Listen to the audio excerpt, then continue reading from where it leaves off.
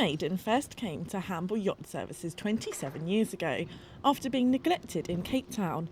The boat went under major restoration work before it was sailed in the Whitbread round the world race.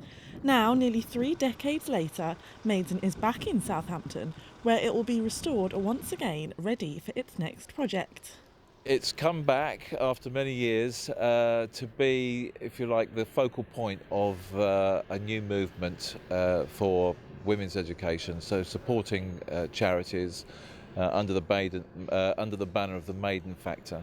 So the boat has to be obviously sailed around the world. So we are making sure that it's in a good situation and a good condition, so we can do that. Having been sailed by an all-female crew, fighting for women's rights are at the heart of the global campaign. Raise money for girls' education, but more than that really to promote and facilitate girls' education in anywhere where they're not allowed to have that basic human right. Now, do we need an all-female crew to do that? Not necessarily. There will be men also involved in the project, but I think it's primarily that women are coming together to fight for girls' rights. If every girl in the world had an education, then it would solve almost every problem we have in the world today. The project has been made possible by Her Royal Highness Haya bint Al Hussein of Jordan, in memory of her father, King Hussein, who played a vital role in the original restoration of the Maiden. It's hard to imagine how difficult everyone thought it would be. People thought it was impossible for a team of women to race around the world.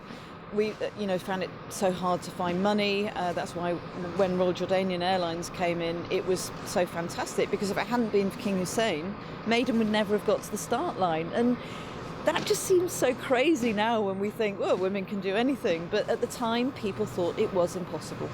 Having shown that it was possible to be sailed by an all-female crew, the Maiden marked a significant moment for women around the world.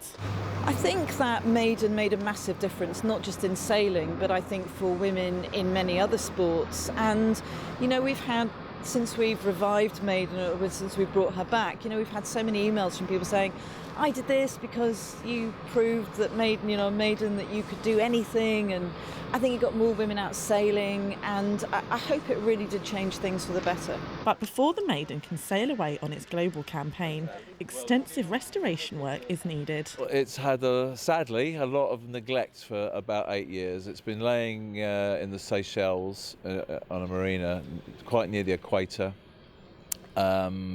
Nothing has happened to, there's been no maintenance.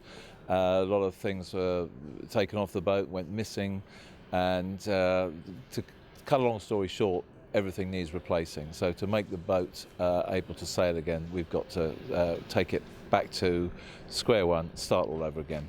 The restoration of the Maiden will take 1 year to complete before it will once again sail around the world. This is Katura Sestine for That's Solent.